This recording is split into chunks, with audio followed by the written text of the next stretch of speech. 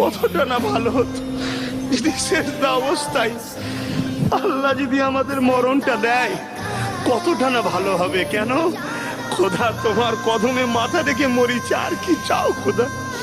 পিছনের দিকে আর তাকাও নি, কি গুনাহ করেছি না করেছি ওসব আর দেখুনি। আল্লাহ, আমার মরণটা দেখো কিভাবে হলো। তুমি যদি ভালো না বাঁচতে, তাহলে তোমার কদমে মাথা না রেখে আমাকে তোমার কদমে মাথা দিয়ে কেন মরণ দিলে?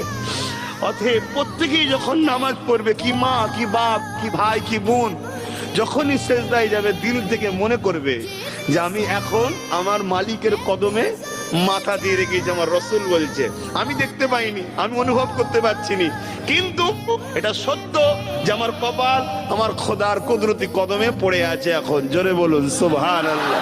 দেখবে তুমি মাথা তুলতে পারবে না, তোমাকে মনে হবে আরো কিছুক্ষণ থাকি, আরো কিছুক্ষণ থাকি, আর একটা আলাদা সুকুন পাবে, শান্তি পাবে, শান্তি।